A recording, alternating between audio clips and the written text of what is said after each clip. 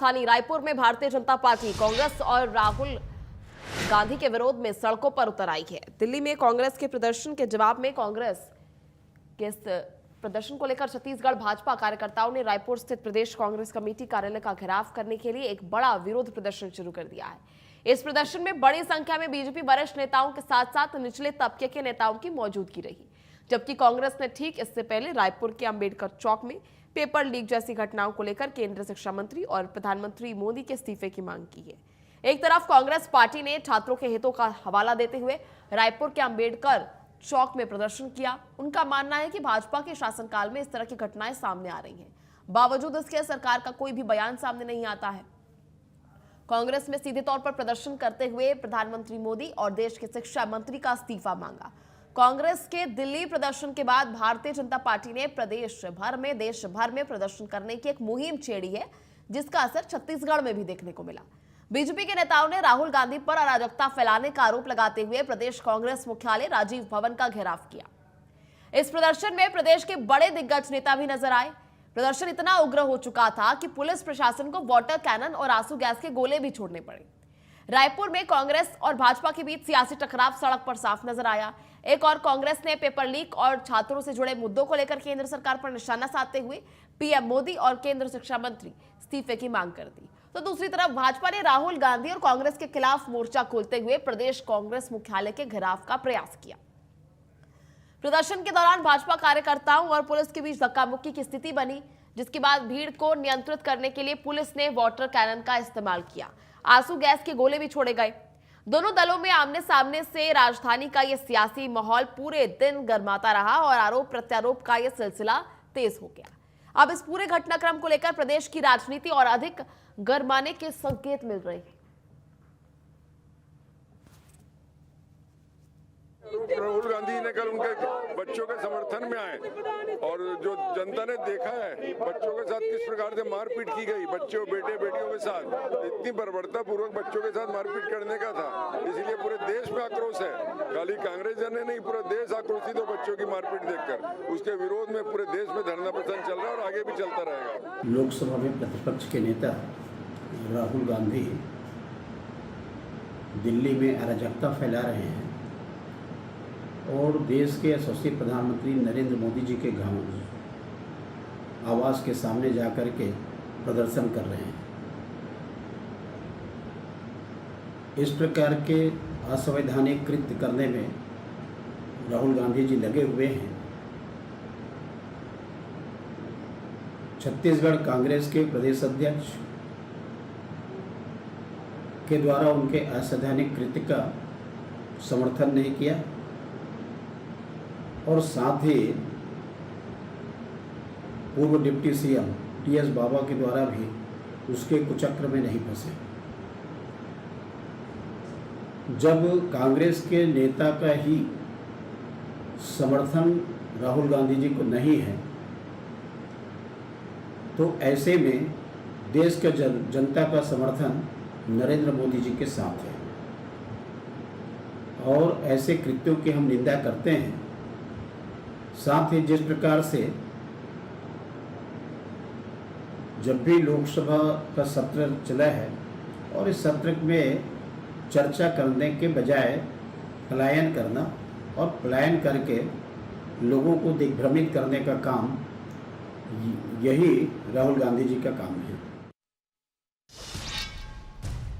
चलिए, इसी को लेकर आज इस बड़ी बहस में चर्चा करेंगे। हमारे साथ खास मेहमान भी जुड़ गए हैं। बीजेपी प्रवक्ता शताब्दी पांडे हमारे साथ जुड़ गई हैं, साथ ही कांग्रेस प्रवक्ता अभिमन्यु मिश्रा भी हमारे साथ इस चर्चा में जुड़ गए। आप दोनों का बहुत बहुत स्वागत है इंडिया न्यूज मध्य प्रदेश छत्तीसगढ़ पर। सबसे पहला सवाल मैं आपसे लेना चाहूंगी शताब्दी, जिस तरह से लगातार प्रदर्शन किया जा रहा है, देश भर में छात्र प्रदर्शन कर रहे हैं, कांग्रेस समर्थक प्रदर्शन कर रहे हैं, युवा कांग्रेस और तमाम अलग अलग पार्टीज जो है, कांग्रेस जनता पार्टी की बात करें, बीजेपी के खिलाफ ये प्रदर्शन किया जा रहा है, किस तरह से आप इसे देख रही हैं? देखिए, ये सब छात्रों के कंधे पे बंदूक रखकर विदेशी ताकतों का मोहरा बनकर भारत तेरे टुकड़े होंगे गैंग को सपोर्ट करने का ये बहुत बड़ा एक षड्यंत्र चल रहा है। हम सबको जागरूक हो जाना चाहिए। बहुत सारी विदेशी ताकतें जो भारत को कमजोर करना चाहती है, इसलिए आप देखिए दिन कब चुना गया, समय कब चुना गया, बिल्कुल जब हमारा संसदीय सत्र शुरू हो रहा है। आप ये बताइए पेपर लीक से परिवहन मंत्री जी के इस्तीफे का क्या संबंध, पेपर लीक से जो है फाइनेंस मिनिस्टर के इस्तीफे का क्या संबंध। इस प्रकार के जो ये पूरे देश में अस्थिरता फैलाने का जो प्रयास किया जा रहा है, हम इसको इस दृष्टि से देखते हैं।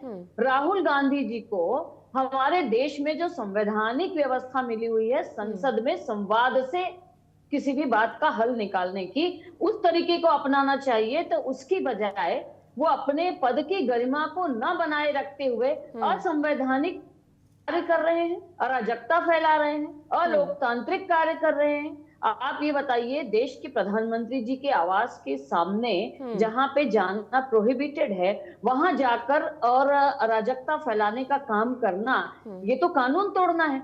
आप इतने संवैधानिक पद, इतने बड़े पद पर हैं, आप देश में विपक्ष के नेता हैं, उसकी गरिमा बनाए रखना चाहिए। तो इस प्रकार से पूरे देश में जेन जी को, युवाओं को दिग्भ्रमित करना और भ्रमित करके पूरे देश में भ्रम फैलाने की कोशिश कर रही है कांग्रेस, जो नहीं करना चाहिए। आप एक अच्छे विपक्ष की भूमिका निभाएं। अगर कोई त्रुटि है, जैसा कि मोदी जी ने कहा है, प्रधानमंत्री जी ने, कि जिसने भी नीट परीक्षा में गलतियां की है उनके ऊपर सख्त कार्रवाई की जाएगी, अपनी जवाबदेही निभाई है, तो आपको वहां पर चर्चा करना चाहिए। नीट विषय पर चर्चा के लिए आमंत्रित किया जा रहा है आपको संसद में, वहां आप न जाकर आप नई नई शर्तें लगा रहे हैं, तो ये बिल्कुल गलत है और ये पूरी देश की जनता देख रही है। ठीक है, देखिए छात्रों के हितों के लेकर आप बात कर रहे हैं, छात्रों के लिए स्थिति जो है बहुत खराब बता रही है। सबसे पहले तो स्थिति, छात्रों की मानसिक स्थिति ही पूरी तरह से खराब हो चुकी है, जिस तरह से नीट पेपर पूरी धांधली सामने आई। ऐसे में देखिए शिक्षा मंत्री का संबंध तो इससे बनता है, उनके इस्तीफे की मांग भी तो की जा रही है, उसको लेकर भी तो भाजपा कुछ नहीं कर रही है। क्या कुछ कहेंगे अभिमन्यु उस पर? जी नमस्कार। सबसे पहले तो आपको, साथी पैनलिस्ट को नमस्कार, आपके दर्शकों को नमस्कार। देखिए सबसे पहले तो ये मुझे लगता है कि नैतिक पतन कितना हो सकता है, ये भारतीय जनता पार्टी के आज नेताओं को और कार्यकर्ताओं को देख करके समझ में आता है। अभी मुझे शताब्दी जी की बातें सुनकर के एक युवा होने के नाते कहीं ना कहीं एक गुस्सा भी आ रहा था और शर्म भी महसूस हो रही थी कि आप लोग लगातार किसी भी अपने खिलाफ हो रहे आंदोलन को केवल बदनाम करने की कोशिश करते हैं, उनसे बात करने की कोशिश नहीं करते, उनसे चर्चा करने की कोशिश नहीं करते। आपने किसान आंदोलन को खालिस्तानी बताया था, उसके बाद आपने उनकी बात मान ली, किसान कानून वापस ले लीजिए। तो ये तरह की चीजें भारतीय जनता पार्टी करती रहती है। अब आते हैं मुद्दे पर, तो मुद्दा ये है कि नीट पेपर लीक हुआ, उसके बाद उस पेपर लीक होने की वजह से लगभग 25 छात्रों ने आत्महत्या कर। वो 25 मेधावी छात्र थे, ये 25 ऐसे छात्र थे जिनका पेपर बहुत अच्छा गया था, 2 साल 3 साल से मेहनत कर रहे थे। एक बच्चा ऐसा था कि जिसने आईआईटी का पेपर निकाल करके उसके बाद नीट की तैयारी करना चाहता, क्योंकि उसका सपना था कि वो डॉक्टर बनना चाहता। तो ये 25 लोगों की जो मृत्यु हुई है, ये हत्या है, ये सिस्टम द्वारा की गई हत्या है, और उसी की जिम्मेदारी लेने वो छात्र कह रहे हैं। जिम्मेदारी ली जाती है ना, पहले भी सरकारें रही हैं और लोगों ने, मंत्रियों ने इस्तीफे दिए, रेल हादसे हुए हैं, रेल मंत्रियों ने इस्तीफे दिए, और भी चीजें हुई हैं, मंत्रियों ने इस्तीफे दिए हैं। लेकिन छात्र आज ये कह रहे हैं कि आज जिम्मेदारी की कमी है। अब ट्रांसपोर्ट मिनिस्टर का इस्तीफा क्यों मांगा जा रहा है? क्योंकि आप पेट्रोल में इथेनॉल मिला करके बेच रहे हैं, जिससे लोगों की गाड़ियां खराब हो रही है, उससे लोगों में आक्रोश। उसके अलावा धर्मेंद्र प्रधान जी का इस्तीफा मांगा जा रहा है क्योंकि उनकी लगत प्रणाली सामने आ गई है। 70 90 पेपर लीक हो जाना कोई मजाक बात नहीं है। और उसके बाद भी प्रधानमंत्री जी का केवल आश्वासन आना कि नहीं हम सब कुछ ठीक है, देखेंगे, कार्रवाई करेंगे। तो जो आपके विभागीय मंत्री हैं जिनके रहते में इतना सब कुछ हो गया, वो अगर इस्तीफा नहीं दे पाए हैं अभी तक के, तो हम कैसे माने कि आप आगे जाके कार्रवाई करेंगे? अब दूसरी यहाँ पर बात आती है पुलिस की बर्बरता। जो छात्र आंदोलन कर रहे थे, आंदोलन करने का तो हक है, और ये भारतीय जनता पार्टी की खुशकिस्मती है, ये देश गांधी की विचारधाराओं पे चलने वाला देश है, इसीलिए आज शांतिपूर्ण प्रदर्शन हो रहे हैं। आपके लाठी डंडों के सामने भी वो लोग, चाहे धूप हो चाहे बारिश हो, वो लोग डट के बैठे हुए। हमने नजारे देखे किस तरह से पुरुष पुलिस वालों ने, मेल पुलिस वालों ने लड़कियों पर, महिलाओं पर, छात्राओं पर किस प्रकार से बर्बरता पूर्वक हमले किए, किस तरह से डंडे मारे, किस तरह से गलत तरीके से टच किया, किस तरीके से उनके साथ बर्बरता की गई। तो कहीं ना कहीं मैं ये भी चाहता हूं, देखिए शताब्दी जी हमारे साथ बैठी, उनके भी बच्चे हैं और आगे चल के परीक्षाओं में सम्मिलित होंगे, कुछ सपने देखे होंगे, कोई डॉक्टर बनना चाहता है, कोई इंजीनियर बनना चाहता है, लेकिन जब वो मेहनत करेंगे और उसके बाद उनका पेपर अगर टेलीग्राम में लीक हो जाता है और कोई पैसा देके उस पेपर को खरीद करके टॉप करके अगर घर बैठे सारी चीजें करता है तो फिर कहां तक के आपको भी न्याय इसमें लगेगा। तो छात्र क्या मांग कर रहे हैं? छात्र यही मांग कर रहे हैं कि एक वातावरण ऐसा हो, शिक्षा का अधिकार सबको हो। और उसके बाद एक बस आखिरी जवाब देना चाहूंगा, प्रधानमंत्री जी के बारे में उन्होंने कहा कि लोकसभा में बात करनी चाहिए, तो लोकसभा में सदन में प्रधानमंत्री जी नहीं आते, उस दिन भी नहीं आए थे सवालों का जवाब देने के लिए जिस दिन धरना प्रदर्शन किया गया। और ये कोई पहली बार नहीं है कि प्रधानमंत्री आवास का घेराव हुआ है, कांग्रेस सरकार रही है, भारतीय जनता पार्टी के नेताओं ने भी प्रधानमंत्री आवास का घेराव किया है, तो गैर लोकतांत्रिक तो ये कहीं से भी। ठीक है, देखिए ऐसे में अभिमन्यु आपने कई बड़ी बातें कही और शर्म की बात तो उन सभी सरकारों के लिए है जिन सरकारों के कार्यकाल में ये पेपर लीक हुए थे, चाहे पहले कांग्रेस के कार्यकाल में पेपर लीक हुए हों जहां पहले भी शिक्षा मंत्री ने इस्तीफे नहीं दिए, चाहे वो भाजपा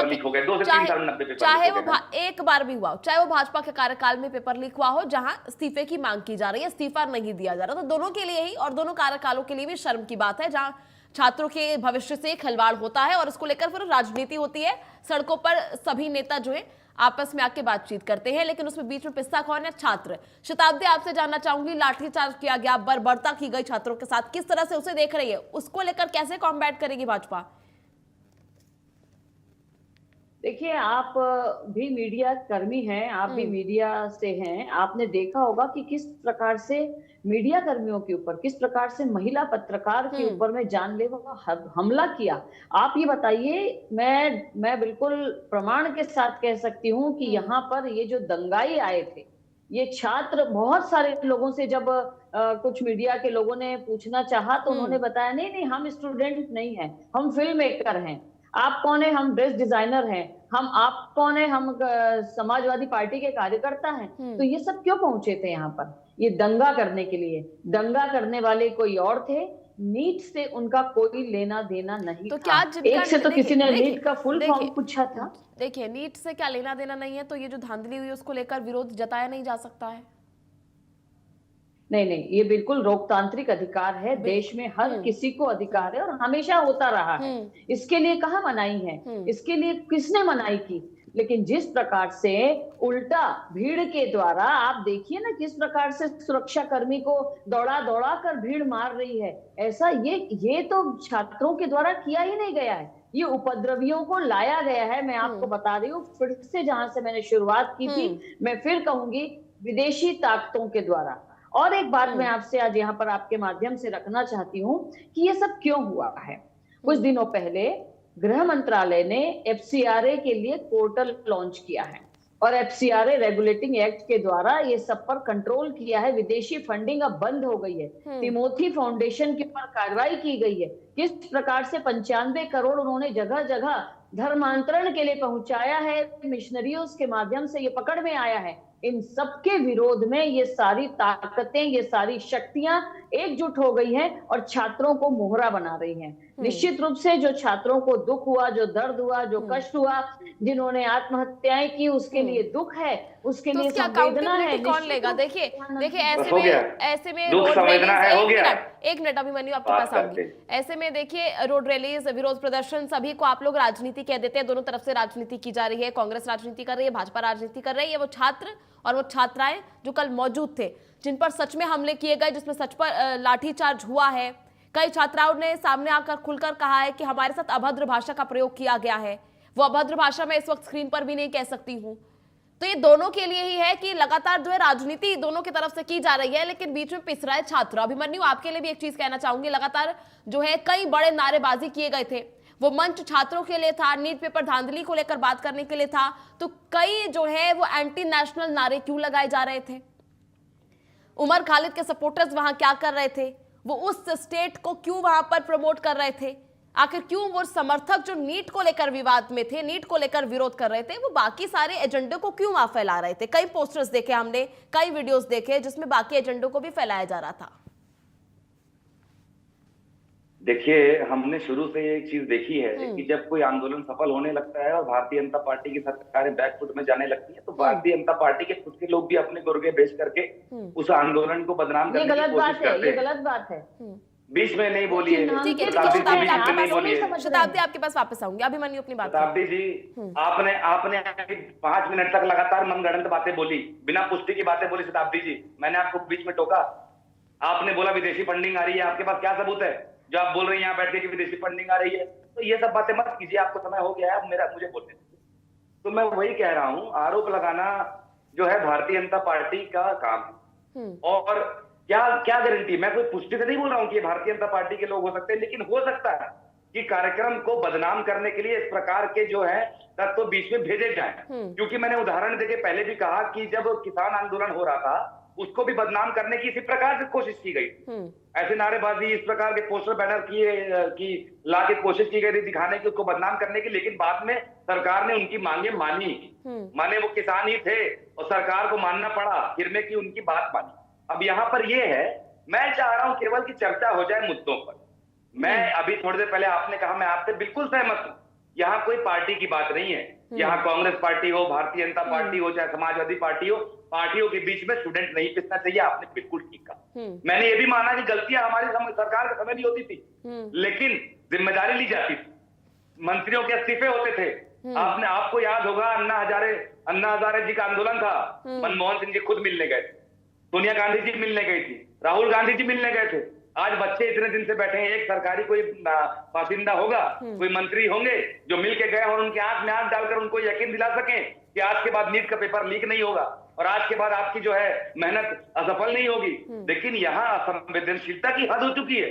जो हमने धरना किया वो इसलिए किया, हमने प्रदर्शन किया इसलिए किया क्योंकि छात्रों के ऊपर बर्बरता की गई। छात्र अपनी मांग रखने आ रहे थे, इतने दिन से छात्र अपनी मांग रख के वहां बैठे हैं, एक मंत्री का इस्तीफा ही तो मांग रहे हैं। अगर वो आप नहीं उनको दे सकते तो उनका भविष्य सुनिश्चित करने की गारंटी आप क्या देंगे उनको, और क्या आप पे यकीन करेंगे वो? तो चर्चा इस पे होनी चाहिए, जो सवाल है उस पे चर्चा होनी चाहिए। लेकिन भारतीय जनता पार्टी चर्चा को भटका रही है कि ये चर्चा जो है इस तरफ जाए, पाकिस्तान की तरफ जाए, बांग्लादेश की तरफ जाए। ठीक है, चलिए शताब्दी, आपसे जानना चाहूंगी जल्दी से, लगातार एक मेरा छोटा सा सवाल होगा आपसे कि इतने दिनों से ये धरना प्रदर्शन चल रहा था, इतने दिनों से विरोध प्रदर्शन चल रहा था, अब जब इसने ये उग्र रूप ले लिया, जब पीएम आवास का घेराव कर लिया गया, तब जेपी नड्डा जो है लगातार मिलने की बात के लिए अब जो है इसमें समन्वय स्थापित हो पाया है। इतने दिनों से आखिर क्यों कोई नहीं पहुंचा था, क्यों किसी ने इसका संज्ञान नहीं लिया था, और तब भाजपा क्या कर रही थी, और इस्तीफे से क्या परेशानी है, क्यों इस्तीफा अब तक नहीं? क्या ये सरकार की जिम्मेदारी नहीं बनती थी कि खुद ही इस्तीफा दिलवा दे? क्यों इतना छात्रों को प्रदर्शन करना पड़ रहा है? इतनी धांधली के बाद भी, धांधली भी छात्रों के साथ होगी, उसके बाद प्रदर्शन भी छात्र करेंगे, लाठी भी छात्र खाएंगे, और उसके बाद इस्तीफा भी आप लोग नहीं दिलवाएंगे, उसके लिए भी छात्रों को मांग करनी पड़ेगी। क्यों आखिर ऐसा? नहीं, देखिए, ये सारी बातों का मैं सिरे से खारिज करती हूँ। ऐसा कुछ भी नहीं है। छात्रों के प्रति पूरी संवेदनशीलता है। जिन्होंने गलती की उनके पर त्वरित कार्रवाई करना पहला काम होता है सरकार का। अभिमन्यु, आपके पास वापस आऊंगी। पहला काम किया सरकार ने कि उसके ऊपर में कार्रवाई की। यदि कार्रवाई नहीं की गई होती तो भी प्रश्न उठते। तो सबसे पहले सरकार का जो नैतिक दायित्व है वो किया गया। इसके अलावा सरकार के जो प्रशासनिक अधिकारी हैं उन्होंने संपर्क स्थापित किया है, और उसके बाद जिस प्रकार से अभी कांग्रेस के प्रवक्ता ने भी कहा कि हमने उनको सपोर्ट किया, हमने प्रोटेस्ट किया, तो जिस प्रकार से इसको राजनीतिक अमली जामा पहना दिया गया है और जिस प्रकार से अराजकता फैलाई जा रही है, जिस प्रकार से अलोकतांत्रिक व्यवहार किया जा रहा है, जिस प्रकार से असंवैधानिक व्यवहार किया जा रहा है, इसके ऊपर में हमारी नाराजगी है कि इस प्रकार की बात नहीं की जानी चाहिए। वो व्यवहार जो छात्रों के साथ हुआ है, देखिए शताब्दी, वो व्यवहार जो छात्रों के साथ हुआ है उसको लेकर आप क्या कहेंगे? वो जो लाठीचार्ज हुआ है वो छात्र, अभिमन्यु आपके पास वापस आऊंगी, वो व्यवहार जो छात्रों के साथ हुआ अभी कुछ दिन पहले हुआ है, उसको लेकर कैसे, क्या वो अमानवीय व्यवहार नहीं था? जिस तरह से अभद्र भाषा लड़कियों के लिए प्रयोग किया गया, छात्रों के नाम पर जो वहां पर उपद्रवी आए थे, उन लोगों ने जिस प्रकार का उपद्रव मचाने की कोशिश की थी, उसको कंट्रोल करना तो बहुत जरूरी है। लॉ एंड ऑर्डर को तोड़ना ये कोई तरीका नहीं होता। हमारे जेन जी को इस प्रकार से उपद्रवी हमें नहीं बनाना है। देश को अस्थिर करने की जो ताकतें काम कर रही हैं, इनको सबक सिखाना बहुत जरूरी है। तो अगर ये देखिए, अगर स्थिति को नियंत्रित करना था तो पहले ही इसको लेकर काफी समय पहले से ये शांतिपूर्ण प्रदर्शन भी हो रहा था। काफी समय पहले से ये प्रदर्शन जारी है, काफी पहले से ही बात हो रही है। पहले शांतिपूर्ण प्रदर्शन था तब तो इसका संज्ञान नहीं लिया गया। अब जब ये उग्र हो गया तब इसका जो है संज्ञान लिया जा रहा है। अब उनपे चलिए, आप आपके पास वापस आऊंगी, चर्चा में वापस आएंगे। ऐसे भी जेपी नड्डा क्या कुछ कह रहे हैं, चलिए आपको वो